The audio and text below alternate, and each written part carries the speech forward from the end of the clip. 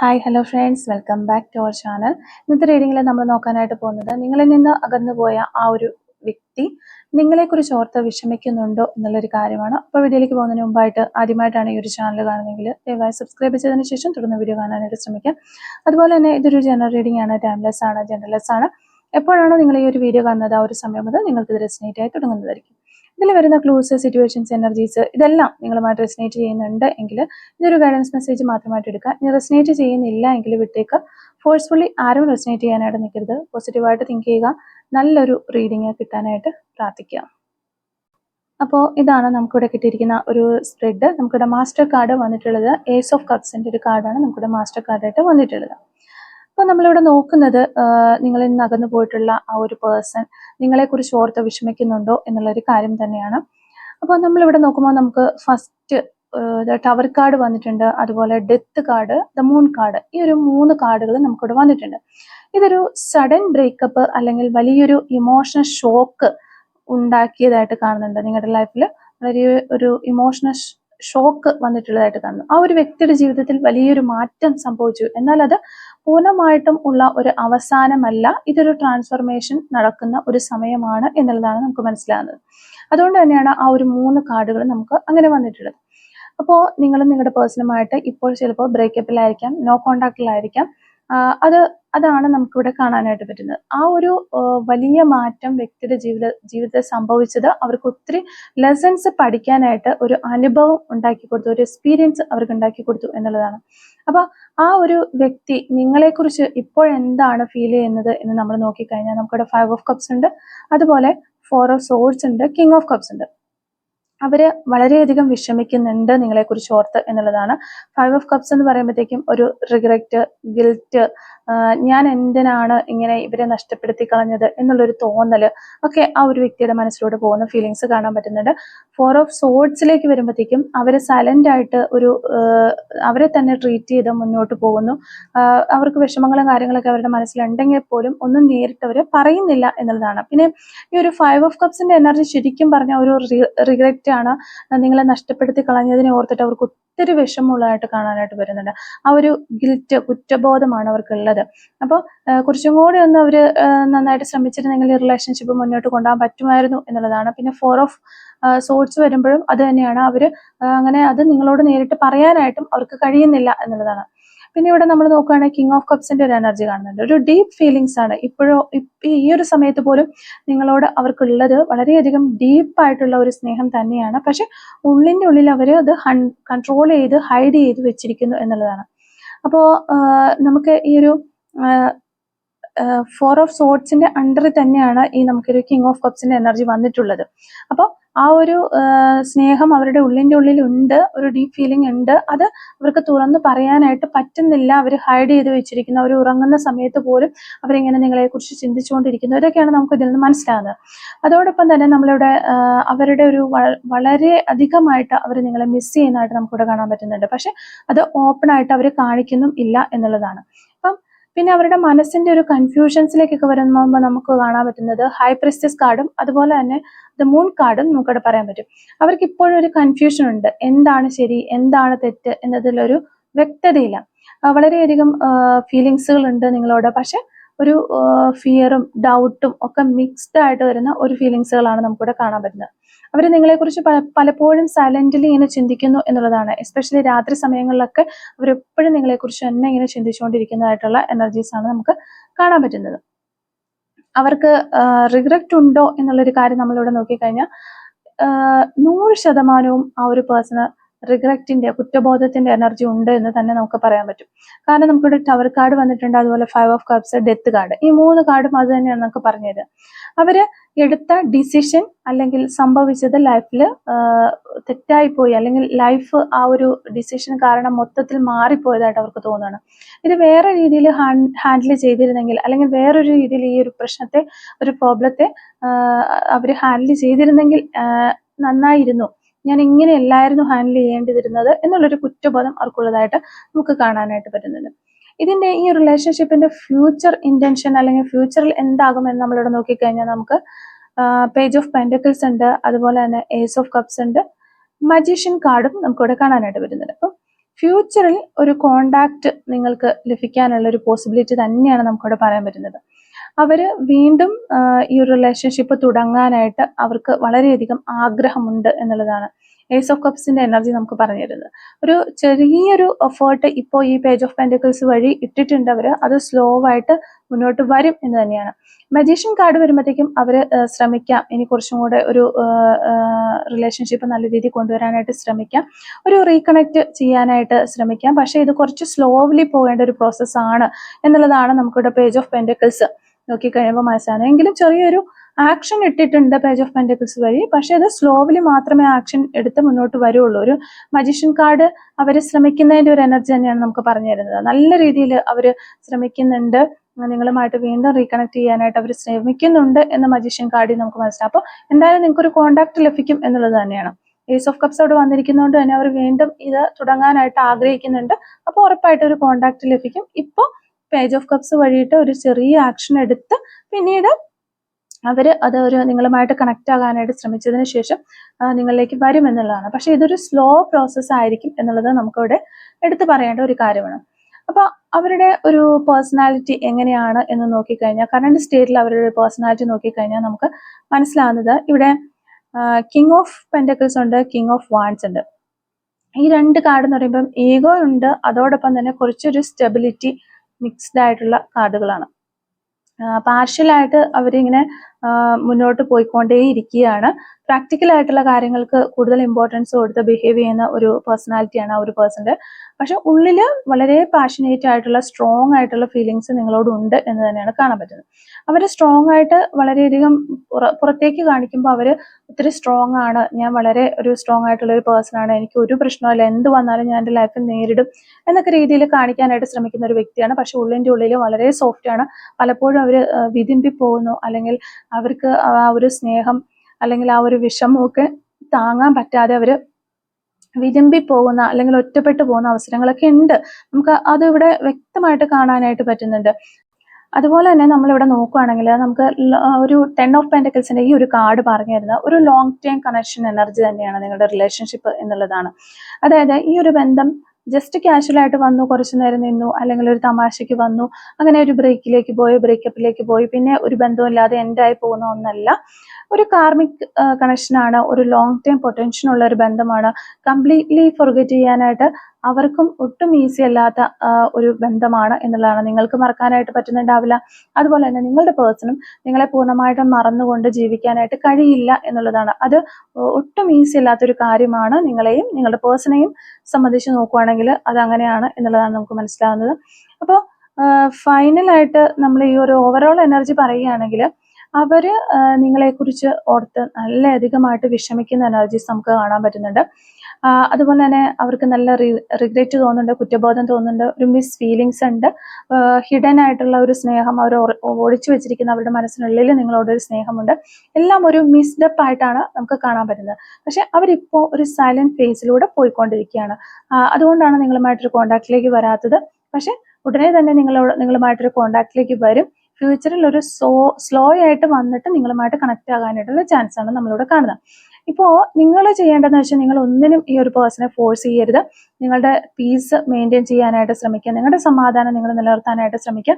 അവർ വരാൻ വേണ്ടിയിട്ട് അവർക്ക് ഒരു സ്പേസ് കൊടുക്കുക. ഈ കാര്യങ്ങളാണ് നമ്മൾ ചെയ്യാനായിട്ട് പറ്റുന്ന ഒരു കാര്യം എന്ന് പറയുന്നത്. ഇനി റീയൂണിയൻ ഇവിടെ ഉറപ്പാണോ എന്നുള്ളൊരു കാര്യം നമ്മൾ ചോദിച്ചു കഴിഞ്ഞാൽ ഇവിടെ ഒരു റീയൂണിയൻ നടക്കും എന്ന് 100% നമുക്ക് പറയാനായിട്ട് പറ്റില്ല. വളരെ സ്ട്രോങ് ആയിട്ടുള്ള ചാൻസസ് ഉണ്ട് എന്ന് പറയാൻ പറ്റും. അപ്പോൾ നമുക്കൊരു 50-50 ചാൻസേ പറയാൻ പറ്റത്തുള്ളൂ. ഈ റീഡിങ് കണ്ടുകൊണ്ടിരിക്കുന്ന 50% ആളുകൾക്ക് റീയൂണിയൻ സാധ്യമാകും, ബാക്കി 50% ആളുകൾക്ക് റീയൂണിയൻ ഉണ്ടാവില്ല എന്നുള്ളൊരു കാര്യം മനസ്സിലാക്കുക. അപ്പോൾ നിങ്ങൾക്ക് ഈ ഒരു റീഡിങ്ങിൽ വന്നിട്ടുള്ള കാർഡുകൾ വെച്ച് നോക്കുമ്പോൾ ഫീലിങ്സ് ഇപ്പോഴും വളരെയധികം ഈ ഒരു പേഴ്സണും നിങ്ങൾക്കും അങ്ങോട്ടും ഇങ്ങോട്ടും ഫീലിങ്സ് ഉള്ളത് വളരെ സ്ട്രോങ് ആണ് എന്ന് കാണുന്നുണ്ട്. റീകണക്ട് ചെയ്യാനുള്ള ഒരു ഇന്റൻഷനും ഉണ്ട്. ലോങ് ടൈം ബോണ്ട് എനർജി നിങ്ങൾ തമ്മിൽ ഉണ്ടെന്ന് വളരെ പോസിറ്റീവ് സയൻസ് ആണത്. അതുകൊണ്ട് തന്നെ ഇത് കംപ്ലീറ്റ്ലി ഓവറായ ഒരു റിലേഷൻഷിപ്പ് അല്ല എന്ന് പറയാൻ പറ്റും. പക്ഷെ ഇവിടെ ഒരു പ്രോബ്ലം എന്താണെന്ന് വെച്ച് കഴിഞ്ഞിട്ടുണ്ടെങ്കിൽ ഇവിടെ മൂൺ കാർഡും 4 ഓഫ് സോഴ്സ് കാർഡും ഒക്കെ വന്നിട്ടുള്ളത് കൊണ്ട് ഇവിടെ കൺഫ്യൂഷൻ ഉണ്ട്, കുറച്ച് സൈലന്റ് ആയി പോകാനുള്ള ചാൻസസ് ഉണ്ട്. അവർ ഒരു ഫസ്റ്റ് സ്റ്റെപ്പ് എടുക്കാനായിട്ട് കുറച്ച് സമയം എടുക്കും. അപ്പോൾ റിലേഷൻഷിപ്പ് വലിയൊരു ട്രാൻസ്ഫർമേഷനിലേക്ക് കടന്നു പോയിട്ടുണ്ട് അല്ലെങ്കിൽ കടന്നു പോയിക്കൊണ്ടിരിക്കുന്നു എന്നാണ് നമുക്ക് ഇതിന് മനസ്സിലാക്കുന്നത്. അതായത് റീയൂണിയൻ പോസിബിൾ ആണ്, പക്ഷെ ഓട്ടോമാറ്റിക് ആയിട്ട് പെട്ടെന്ന് അത് നടക്കില്ല എന്നൊരു കാര്യം മനസ്സിലാക്കുക. ഒരു സ്ട്രോങ് ആയിട്ടുള്ള ഒരു ചാൻസസ് നമുക്ക് പറയാനായിട്ട് പറ്റും. അപ്പോൾ നിങ്ങൾ ചേസ് ചെയ്ത് കഴിഞ്ഞിട്ടുണ്ടെങ്കിൽ അവർ കൂടുതലായിട്ട് ഒരു ഡിസ്റ്റൻസ് എടുക്കും എന്നുള്ള കാര്യമാണ് നമുക്കിവിടെ പറയാൻ പറ്റുന്നത്. അതുപോലെ തന്നെ നിങ്ങളൊരു കാമായിട്ട് ബാലൻസ് ആയിട്ട് നിന്ന് കഴിഞ്ഞാൽ അവർ ന്യൂട്രലി ആ ഒരു സ്നേഹത്തിന്റെ ഫ്ലോ നിങ്ങളിലേക്ക് വരാനുള്ള ചാൻസസ് കൂടും.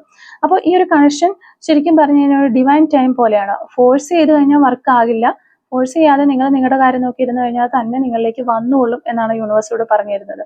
സിമ്പിളായിട്ട് പറഞ്ഞു കഴിഞ്ഞിട്ടുണ്ടെങ്കിൽ ഒരു റീയൂണിയൻ പോസിബിൾ ആണോ എന്ന് ചോദിച്ചാൽ യെസ് എന്ന് നമുക്ക് പറയേണ്ടി വരും. പക്ഷെ കുറച്ച് ക്ഷമ ആവശ്യമാണ്. ക്ഷമയോടുകൂടി നിൽക്കാൻ കഴിയാത്ത ആളുകൾ ഉണ്ടെങ്കിൽ അവർക്ക് ഈ റിലേഷൻഷിപ്പ് എന്നേക്കുമായി നഷ്ടപ്പെടും എന്നുള്ളതാണ്. അപ്പോൾ അതാണ് നമുക്ക് ഈ റീയൂണിയൻ പോസിബിൾ ആണോ, ഉറപ്പാണോ എന്നുള്ളൊരു ക്വസ്റ്റ്യൻ ചോദിച്ചു കഴിഞ്ഞാൽ മനസ്സിലാകുന്നത്. അതുപോലെ തന്നെ നിങ്ങളിപ്പോൾ ഫീൽ ചെയ്യുന്ന വളരെ ഒരു ഹെവി ആയിട്ടുള്ള ഒരു മനസ്സാണ് നിങ്ങൾക്കുള്ളത്. നിങ്ങളുടെ പേഴ്സണും അതുപോലെ തന്നെ എസ്പെഷ്യലി ഇത്തരത്തിലുള്ള ഒരു റിലേഷൻഷിപ്പിലൊക്കെ നിൽക്കുമ്പോൾ എളുപ്പത്തിൽ ആ ഒരു റിലേഷൻഷിപ്പിൽ നിന്ന് പോകാനായിട്ട് സാധിക്കില്ല. അപ്പൊ ഇതിൽ 50% ആളുകൾക്ക് ഈ ഒരു റിലേഷൻഷിപ്പിൽ നിന്ന് വേണ്ട, ഇനി ഞാൻ മടുത്തു, ഈ റിലേഷൻഷിപ്പിൽ നിന്ന് പുറത്തേക്ക് പോകണം എനിക്ക്, പക്ഷെ അങ്ങനെ പോകാനായിട്ട് സാധിക്കുന്നില്ല എന്നുള്ള ആളുകൾ ഉണ്ടെന്നുണ്ടെങ്കിൽ അവർക്ക് വേണ്ടിയിട്ടുള്ള കാര്യങ്ങളാണ് നമ്മൾ ഇനി ഇങ്ങോട്ടേക്ക് പറയാനായിട്ട് പോകുന്നത്. അപ്പൊ ഈ ഒരു റിലേഷൻഷിപ്പിൽ മുന്നോട്ട് പോകണം, എനിക്ക് പേഴ്സണെ വേണം, ഓക്കെയാണ്, റീയൂണിയൻ വന്ന് അങ്ങനെ പോകാൻ ചാൻസസ് ഉള്ള അല്ലെങ്കിൽ അങ്ങനെ ആഗ്രഹിക്കുന്ന ആളുകൾ അവർക്ക് ഒരു റീയൂണിയൻ ഉണ്ടാകട്ടെ, ആ ഒരു പേഴ്സണുമായിട്ട് മുന്നോട്ടേക്ക് പോകട്ടെ എന്ന് തന്നെ നമ്മളും പ്രാർത്ഥിക്കുന്നു. ഓക്കെ, അപ്പോൾ ഇനി നിങ്ങൾക്ക് ഈ ഒരു റിലേഷൻഷിപ്പിൽ ഇനി ഒരിക്കലും മുന്നോട്ടേക്ക് പോകാൻ പറ്റില്ല, ഇത് എൻഡായി പോയി എന്നുള്ള ആളുകളുണ്ട് എന്നുണ്ടെങ്കിൽ നമ്മൾ ചെയ്യേണ്ട കുറച്ച് കാര്യങ്ങൾ യൂണിവേഴ്സ് ഈ ഒരു സെയിം കാർഡുകൾ വെച്ചിട്ട് നമുക്ക് പറഞ്ഞു തരുന്നുണ്ട്.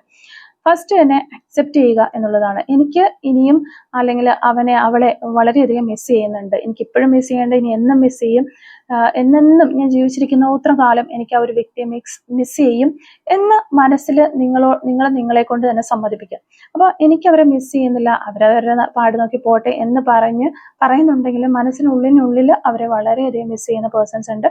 അപ്പൊ അങ്ങനെയുള്ളവർ ആ ഒരു വേദന അതൊരു വളരെ വ്യത്യസ്തമായ ഒരു വേദനയാണ്. ആ ഒരു വേദന നിങ്ങൾ മനസ്സിൽ ഒളിപ്പിക്കാനായിട്ട് ശ്രമിക്കരുത്, അത് നിങ്ങൾ അക്സെപ്റ്റ് ചെയ്യുക എന്നുള്ളതാണ്. അങ്ങനെ ഒളിപ്പിക്കുമ്പോൾ പിന്നെ അതിന്റെ വേദന, ആ പെയിൻ കൂടി വരും, അല്ലെങ്കിൽ അത് പെയിന്റെ നീളം കൂടും എന്നുള്ളത് അറിയുക.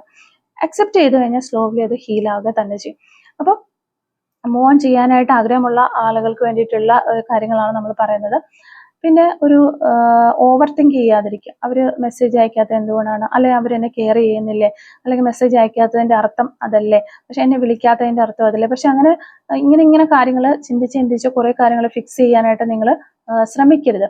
കാരണം ഇതൊന്നും നിങ്ങൾക്ക് ഫിക്സ് ചെയ്യാനായിട്ട് സാധിക്കില്ല. ഇതൊന്നും നിങ്ങളുടെ കൺട്രോളിലുള്ള കാര്യങ്ങളല്ല, അവര് ചെയ്യേണ്ട കാര്യങ്ങളാണ് എന്നുള്ളത് മനസ്സിലാക്കുക. എനിക്ക് അല്ലെങ്കിൽ നിങ്ങൾക്ക് നിങ്ങളുടെ കൺട്രോളിൽ ഉള്ളത് എന്ന് പറയുന്നത് നിങ്ങളുടെ മൈൻഡ് മാത്രമാണ്. ആ ഒരു മൈൻഡിനെ റീസെറ്റ് ചെയ്യാനായിട്ട് ശ്രമിക്കുക എന്നുള്ളതാണ്. അതാണ് ഇവിടെ നിങ്ങൾ ചെയ്യേണ്ടത്. ഓവർ തിങ്ക് ചെയ്യുമ്പോൾ നിങ്ങൾ ആ മൈൻഡിനെ റീസെറ്റ് ചെയ്യുന്ന രീതിയിൽ ഓവർ തിങ്ക് ചെയ്യാനായിട്ട് ശ്രമിക്കുക. ഓക്കെ, പിന്നെ ഈ ഒരു റിലേഷൻഷിപ്പിൽ നിന്ന്, ഈ ഒരു പേഴ്സണിൽ നിന്ന് ചെറിയൊരു ഡിസ്റ്റൻസ് എടുക്കുക.